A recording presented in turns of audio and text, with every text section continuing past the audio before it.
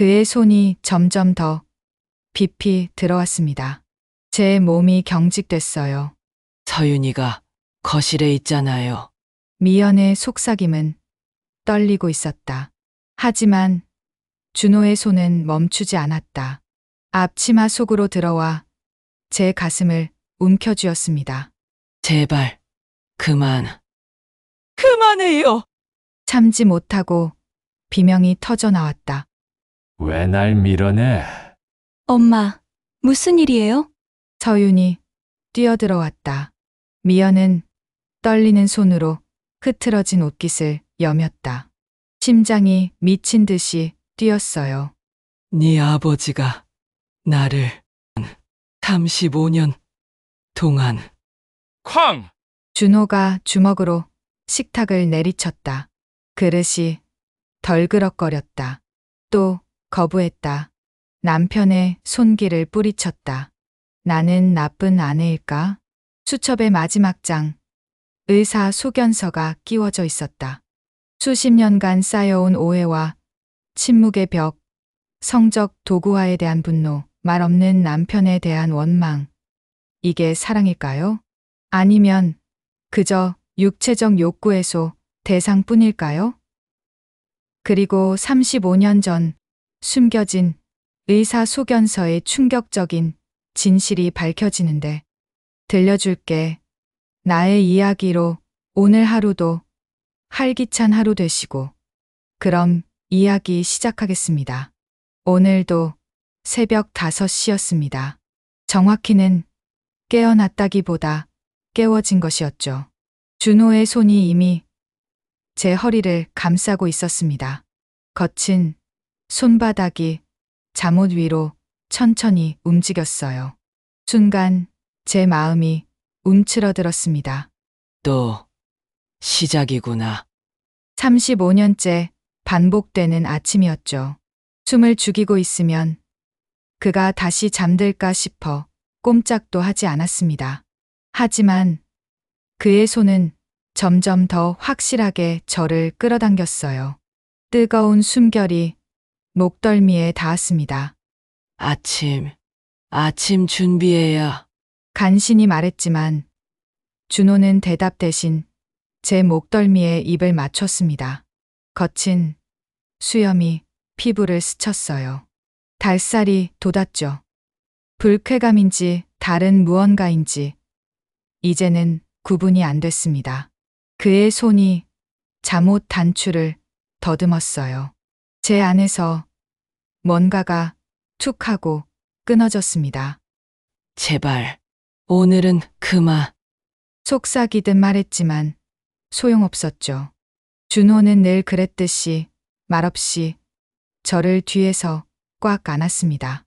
마치 제가 도망갈까 봐 두려워하는 것처럼요. 부엌으로 도망치듯 나왔습니다. 차가운 싱크대에 손을 대니 조금 정신이 들었어요. 쌀을 씻고 된장국을 끓이는 동안에도 등 뒤가 따가웠습니다. 그가 지켜보고 있다는 걸 알았죠. 늘 그렇듯이. 미연아. 낮은 목소리가 들렸습니다. 돌아보니 준호가 식탁에 앉아 있었어요. 62살의 남자. 한때는 용감한 소방관이었던 사람. 1989년 그 화재 사고 이후로 모든 게 변했죠. 플로리스트였던 제게는 습관이 하나 있었습니다. 매일 아침 집안 곳곳에 꽃을 놓는 것이었죠. 오늘은 식탁에 노란 장미를 놓았어요. 우정과 배려. 혹시 그가 알아챌까요? 35년 동안 한 번도 꽃의 의미를 물어본 적 없는 사람이지만 왜 항상 노란 꽃이야? 순간 심장이 멎는 줄 알았습니다. 준호가 꽃을 물어본 건 처음이었어요. 그냥 밝아 보여서요. 거짓말이었죠. 진짜 이유는 말할 수 없었습니다. 당신을 남편이 아닌 친구로만 보고 싶다는 마음을요. 준호가 일어나 제 뒤로 왔습니다. 또다시 뒤에서 안았어요. 이번엔 앞치마 속으로 손이 들어왔습니다. 아침에 서윤이 올 수도 있어요. 서윤이는 미국에 있잖아. 맞았습니다. 딸은 심리상담사 연수차 해외에 있었죠. 하지만 저는 어떤 핑계라도 대고 싶었어요. 그의 손이 점점 더 깊이 들어왔습니다. 제 몸이 경직됐어요. 이게 사랑일까요? 아니면 그저 육체적 욕구일 뿐일까요? 여보, 제발. 왜 날 밀어내? 그의 목소리에 서운함이 묻어났습니다. 순간 죄책감이 밀려왔어요. 35년을 함께 산 남편을 거부하는 제가 이상한 걸까요? 하지만 전 알고 있었습니다. 준호는 화재 사고 이후로 단 한 번도 사랑한다 말한 적이 없다는 거요. 그저 제 몸만 원할 뿐이었죠. 미안해요. 정말 아침 준비해야 해서. 결국 그의 품에서 빠져나왔습니다. 준호의 표정이 어두워졌어요. 상처받은 것 같았죠. 하지만 여전히 아무 말도 하지 않았습니다.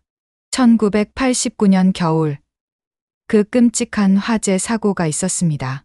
준호는 동료를 구하러 불타는 건물로 뛰어들었어요. 기적적으로 살아났지만 그 후로 많이 변했죠. 특히 감정 표현에서요. 마치 그날 불길 속의 말과 감정을 모두 남겨둔 것처럼. 커피 마실래요? 제가 물었지만 준호는 고개만 끄덕였습니다. 또 침묵이었죠. 식탁에 앉아 조용히 아침을 먹었습니다. TV에서는 아침 뉴스가 흘러나왔어요. 하지만 우리 사이엔 무거운 침묵만 가득했죠. 문득 젊은 시절이 떠올랐습니다. 23세 만난 준호는 말이 많은 사람이었어요. 제가 운영하던 꽃집에 매일 들러 농담을 하곤 했죠. 미연 씨, 오늘은 어떤 꽃이 날 닮았어요? 그때는 정말 행복했습니다. 하지만 지금은요? 아침마다 제 몸을 더듬는 손길과 무거운 침묵뿐이었죠. 이게 정말 사랑일까요? 오늘도 늦게 들어와요. 제가 물었습니다. 준호는 퇴직 후에도 자원봉사로 소방서에 나갔어요. 응. 짧은 대답이 돌아왔습니다. 더 이상의 대화는 없었죠. 준호가 나간 후 저는 일기장을 꺼냈습니다. 떨리는 손으로 오늘 날짜를 적었어요. 또 거부했다. 남편의 손길을 뿌리쳤다. 나는 나쁜 아내일까? 하지만 더 이상은 견딜 수 없다. 그가 날 사랑하는지 확신이 서지 않는다. 아니, 어쩌면 확신하고 싶지 않은 건지도. 펜을 놓고 한숨을 쉬었습니다. 창밖으로 봄빛이 들어왔어요. 58세. 아직 늦지 않았을까요? 진짜 사랑을 찾기엔? 핸드폰이 울렸습니다. 서윤이었어요. 엄마, 다음 주에 귀국해요. 깜짝 선물. 딸의 밝은 목소리에 잠시 미소가 지어졌습니다. 하지만 곧 불안이 엄습했죠. 서윤이가 돌아오면 이 집의 이상한 공기를 눈치챌까요? 그래, 기다릴게. 전화를 끊고 다시 노란 장미를 바라봤습니다. 꽃잎이 시들기 시작했어요. 마치 저희 부부 관계처럼요. 서윤이 돌아온 지 일주일째 되던 날이었습니다. 엄마, 많이 수척해지셨네요. 딸의 말에 거울을 봤습니다. 언제부터 이렇게 됐을까요? 눈 밑에 다크서클이 깊게 패여 있었고 볼은 움푹 들어가 있었어요. 58세면 아직 젊은 편인데 거울 속 제 모습은 훨씬 늙어 보였습니다. 일 때문에 좀 바빴어. 거짓말이었죠. 꽃집은 이미 3년 전에 정리했으니까요. 서윤이 심리상담사가 된 건 우연이 아니었습니다. 어릴 때부터 유독 사람의 마음을 잘 읽는 아이였어요. 지금도 제 거짓말을 눈치챈 듯 눈을 가늘게 뜨고 있었죠. 엄마, 괜찮으세요? 정말로? 그 질문에 가슴이 철렁했습니다. 뭘 알고 있는 걸까요? 저녁 준비를 시작했습니다. 서윤이 좋아하는 갈비찜을 만들기로 했어요. 양념이 고기에 배도록 정성껏 주물렀죠. 손끝에 집중하면 다른 생각을 하지 않아도 됐습니다. 그때였어요. 준호가 뒤에서 저를 안았습니다. 서윤이 거실에 있는데도요. 순간 온몸이 얼어붙었습니다. 서윤이가 있잖아요. 작게 속삭였지만 준호는 듣지 못한 척했어요. 아니, 들었는데도 무시한 거겠죠. 그의 손이 앞치마 끈을 더듬었습니다. 그만. 그의 손이 점점 대담해졌어요. 앞치마 속으로 들어와 제 가슴을 움켜쥐었습니다. 숨이 막혔어요. 서윤이 언제든 들어올 수 있는데 제발. 서윤이가 간청했지만 소용없었습니다. 오히려 더 세게 저를 조였어요. 그의 거친 숨소리가 귀를 파고들었죠. 손이 점점 아래로 내려갔습니다. 제 안에서 뭔가가 폭발했어요. 그만해요. 처음이었습니다. 제가 준호에게 소리를 지른 것은 35년 만에 처음이었어요. 준호의 얼굴이 굳어졌습니다. 믿을 수 없다는 표정이었죠.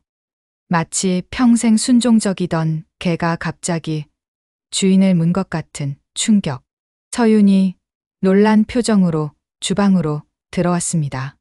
무슨 일이에요? 심장이 미친 듯이 뛰었어요. 어떻게 설명해야 할까요? 내 아버지가 나를 뭐라고 해야 하죠? 성적 도구? 욕구 해소 대상? 아니야. 아무것도. 목소리가 떨렸습니다. 서윤이 저와 준호를 번갈아 봤어요. 눈빛이 날카로워졌죠. 역시 심리상담사답게 뭔가 이상함을 눈치챈 것 같았습니다. 준호는 아무 말 없이 거실로 나갔어요. 무거운 발걸음, 소리가 멀어졌습니다. 엄마, 서윤이 제 손을 잡았어요. 따뜻한 손이었죠. 언제 이렇게 컸을까요? 제 딸이 이제는 저를 위로하는 어른이 됐습니다. 괜찮아. 정말 괜찮아. 하지만 서윤의 눈에는 걱정이 가득했어요. 저녁 식사는 무거운 침묵 속에서 진행됐습니다. 준호는 묵묵히 밥만 먹었고 서윤은 계속 저희를 관찰했어요. 갈비찜은 완벽하게 만들어졌지만 아무도 제대로 먹지 못했죠. 아빠, 요즘 어떠세요? 서윤이 먼저 입을 열었습니다. 준호는 대답하지 않았어요. 그저 고개만 끄덕였죠. 말씀 좀 하세요. 가족끼리 이렇게 조용한 게 정상인가요? 서윤의 목소리에 짜증이 묻어났습니다. 어릴 때부터 아버지의 침묵에 답답해했던 아이였어요. 그날 밤 서윤이 제 방으로 왔습니다. 엄마, 할 얘기가 있어요. 무릎을 꿇고 앉은 딸의 표정이 심각했어요.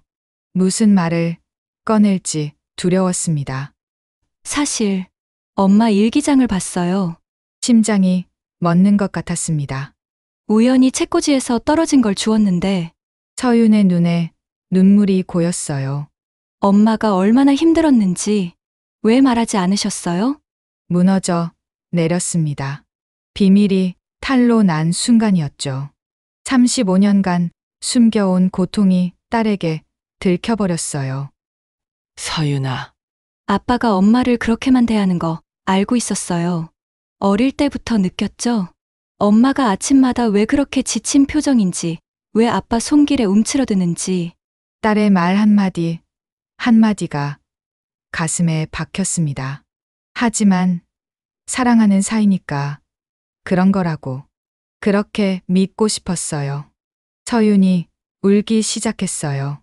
제가 딸을 안았습니다. 언제부터인가 역할이 바뀌어 있었죠. 이제는 딸이 저를 걱정하고 제가 위로받는 처지가 됐습니다. 미안해. 엄마가 미안해. 엄마가 왜 미안해요? 잘못한 건 아빠잖아요. 서윤의 목소리에 분노가 담겼습니다. 아빠는 엄마를 사랑하지 않아요. 그냥 소유하고 싶을 뿐이에요. 그게 사랑이라고 착각하고 있는 거예요. 26살 딸의 입에서 나온 말이 너무 정확해서 놀랐습니다. 제가 35년 동안 느꼈던 걸 딸은 단번에 꿰뚫어 봤어요. 화재 사고 이후로 아빠가 변했어. 그전에는 달랐다고요? 정말요? 서윤의 질문에 말문이 막혔습니다. 정말 달랐을까요? 아니면 제가 그렇게 믿고 싶었던 걸까요? 그날 밤 저는 오랜만에 울었습니다. 딸의 품에서 엄마가 아닌 한 여자로서 울었어요. 35년간 쌓인 눈물이 쏟아져 나왔죠. 창밖으로 달빛이 들어왔습니다. 차갑고 쓸쓸한 빛이었어요. 마치 제 결혼 생활 같았죠. 엄마, 이혼하세요. 서윤의 말에 깜짝 놀랐습니다. 그게 무슨... 더 늦기 전에요. 엄마도 행복할 권리가 있어요. 딸의 눈빛은 단호했습니다. 하지만 저는 고개를 저었어요. 그럴 수 없어. 왜요? 그냥 그럴 수 없어. 35년. 너무 긴 시간이었어요. 이제 와서 뭘 바꿀 수 있을까요? 하지만 서윤의 눈빛은 변하지 않았습니다. 뭔가 결심한 표정이었죠. 다음 날 아침이었습니다. 서윤이 식탁에 앉아 준호를 기다리고 있었어요. 눈빛이 매서웠죠. 마치 검사가 피고인을 신문하기 전 같은 표정이었습니다. 준호가 식탁에 앉자마자 서윤이 입을 열었어요. 아버지가 엄마를 사랑하시는 거 맞아요? 단도직입적인 질문이었습니다. 준호의 손에 들린 숟가락이 멈췄어요. 공기가 얼어붙은 것 같았죠. 저는 급하게 말했습니다. 서윤아. 아침부터 무슨... 엄마는 가만히 있으세요. 서윤의 목소리가 날카로웠어요. 처음 보는 모습이었죠. 순한 딸이 언제 이렇게 강해졌을까요? 왜 한 번도 말하지 않으셨어요? 왜 엄마를 그렇게만... 서윤의 목소리가 떨렸습니다. 분노와 슬픔이 뒤섞여 있었어요.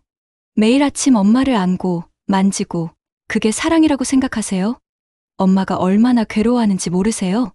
준호의 얼굴이 점점 어두워졌습니다. 턱 근육이 꿈틀거렸어요. 화가 난 건지, 당황한 건지 알 수 없었죠. 35년이에요. 35년 동안 단 한 번도 사랑한다고 말 안 하셨잖아요. 서윤이 계속 몰아붙였습니다. 엄마를 그냥 욕구해소 대상으로만 생각하시는 거 아니에요? 그 순간이었어요. 쾅! 준호가 주먹으로 식탁을 내리쳤습니다. 그릇이 덜그럭거렸어요. 저와 서윤이 동시에 움찔했죠. 갑자기 준호가 일어났습니다. 또 도망가는구나 싶었어요. 화재 사고 이후로 늘 그랬으니까요. 불편한 상황이 오면 자리를 피했죠. 감정적인 대화를 할 때면 항상 침묵으로 일관하거나 자리를 떴습니다. 그런데 이번엔 달랐어요. 준호가 안방으로 들어가더니 낡은 가죽 수첩을 들고 나왔습니다. 손이 미세하게 떨리고 있었어요. 그가 그 수첩을 제 앞에 놓았습니다. 이게 뭐예요? 제가 물었지만 준호는 여전히 말이 없었어요. 대신 수첩을 가리킬 뿐이었죠. 떨리는 손으로 첫 장을 열었습니다. 2013년 5월 15일 미연이 노란 장미를 놓았다. 우정과 배려. 나를 친구로만 생각하는 걸까?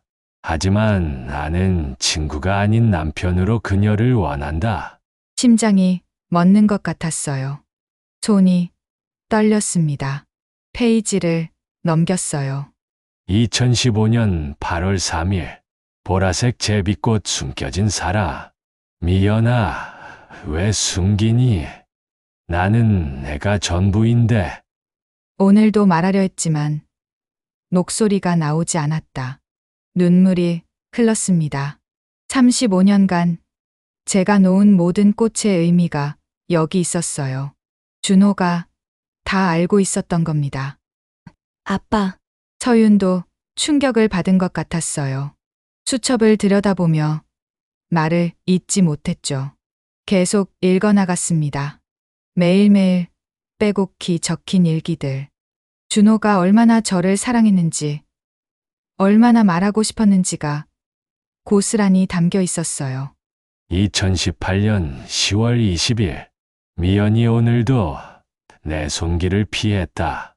말로 표현할 수 없으니 안아주는 것밖에 할 수 없는데 그녀는 내가 그저 몸만 원한다고 생각하는 것 같다.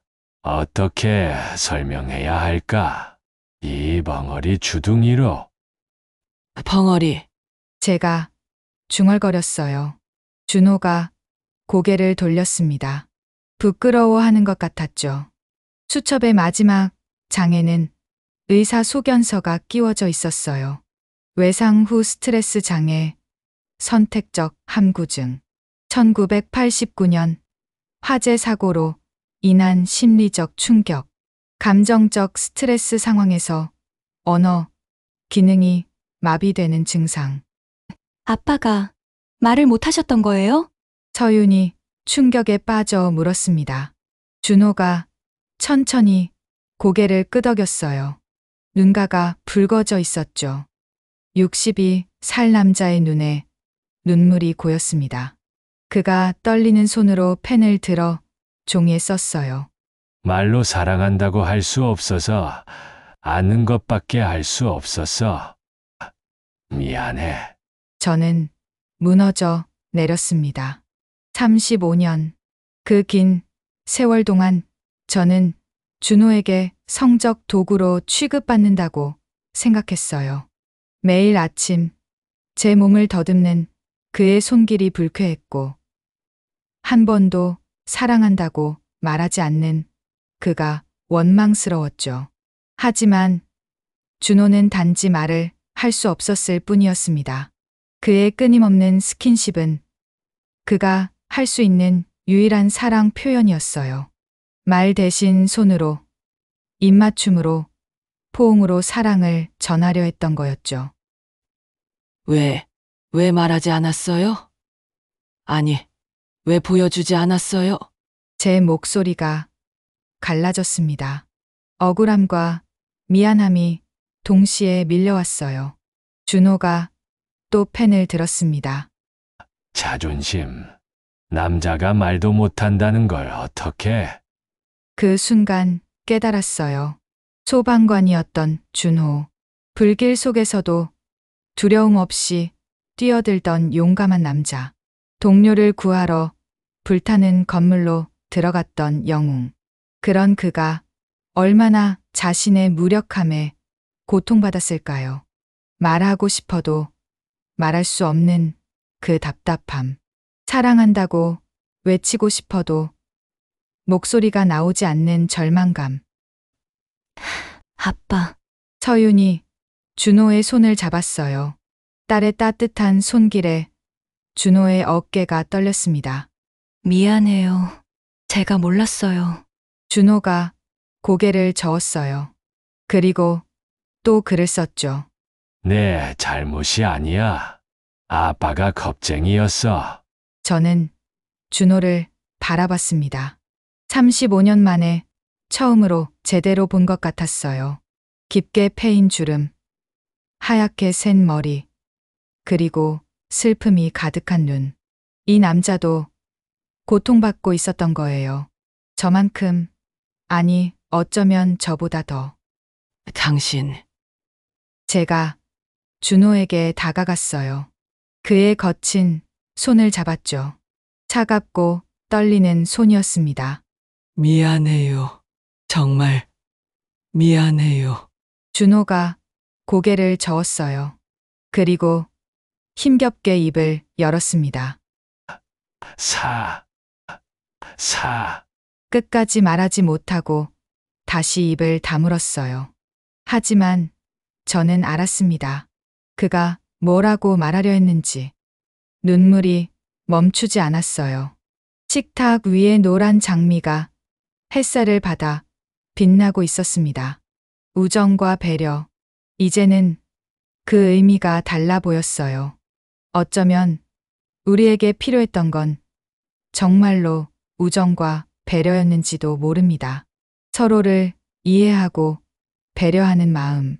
그게 있었다면 이 오해는 훨씬 일찍 풀렸겠죠. 준호의 일기를 더 읽어 내려갔습니다. 2020년 10월 7일. 미연이 붉은 카네이션을 놓았다. 어머니의 사랑. 날 어머니처럼 생각하는 건가? 가슴이 찢어진다. 나는 한편이고 싶은데. 페이지마다 준호의 절망이 묻어 있었어요. 수첩의 마지막 장에 끼워진 의사 소견서를 다시 봤습니다. 손이 떨려서 글자가 잘 보이지 않았어요. 선택적 함구증이 뭐예요? 서윤이 물었습니다. 심리상담사인 딸도 처음 듣는 병명인 것 같았어요. 준호가 펜을 들어 설명을 적기 시작했습니다. 감정이 격해지면 목이 막혀요. 특히 너희들 앞에서 사랑한다고 말하려 하면 숨이 막히고 가슴이 조여와. 그래서 말 대신 제 목소리가 떨렸어요. 준호가 고개를 끄덕였습니다. 그리고 또 적었죠. 안아주는 것, 만지는 것, 그게 내가 할 수 있는 전부였어. 하지만 넌 싫어했지. 죄책감이 밀려왔습니다. 가슴이 미어졌어요. 몰랐어요. 정말 몰랐어요. 준호가 제 손을 잡았습니다. 따뜻한 손이었어요. 35년 만에 처음으로 그의 손길이 위로처럼 느껴졌죠. 그런데 왜 치료받지 않았어요? 서윤이 물었어요. 준호의 표정이 어두워졌습니다. 한참을 망설이다 적었어요. 소방서에 알려지면 은퇴해야 했어. 말 못하는 소방관이 무슨 쓸모가 있겠어. 그리고 펜이 멈췄습니다. 준호가 저를 바라봤어요. 눈에 슬픔이 가득했죠. 미연이 날 떠날까 봐 무서웠어. 벙어린 남편을 누가 좋아하겠어. 눈물이 쏟아졌습니다. 바보, 정말 바보예요. 제가 준호를 안았어요. 35년 만에 처음으로 제가 먼저 그를 안았습니다. 난 당신이 말을 못해도 상관없어요. 그냥 진실을 알고 싶었을 뿐이에요. 준호의 몸이 떨렸어요. 그의 어깨가 들썩였죠. 울고 있었습니다. 62살의 남자가 아내의 품에서 아이처럼 울었어요. 서윤이 조용히 자리를 떴습니다. 우리 둘만 남았어요. 아침 햇살이 창문으로 들어왔죠. 따뜻한 빛이었습니다. 당신 매일 새벽에 날 안았던 거 준호가 고개를 들었어요. 눈이 빨갛게 충혈되어 있었죠. 그게 좋은 아침이었던 거예요? 준호가 눈물 섞인 미소를 지었습니다. 그리고 천천히 고개를 끄덕였어요. 목덜미에 입 맞추는 건 준호가 부끄러운 듯 고개를 숙였어요. 그리고 종이에 적었습니다. 여전히 널 여자로 원한다는 뜻. 얼굴이 화끈거렸어요. 58살에 처음 느끼는 설렘이었죠. 그날 이후 우리의 아침은 완전히 달라졌습니다. 여전히 준호는 새벽에 저를 안았어요. 하지만 이제는 그 의미를 알았죠. 좋은 아침, 사랑해 라는 인사였습니다. 오늘 아침 저는 침대 옆 탁자에 빨간 장미를 놓았어요. 열정적인 사랑. 준호가 꽃을 보고 놀란 표정을 지었습니다. 그리고 처음으로 진짜 미소를 보였어요. 눈가에 주름이 잡히는 따뜻한 미소였죠.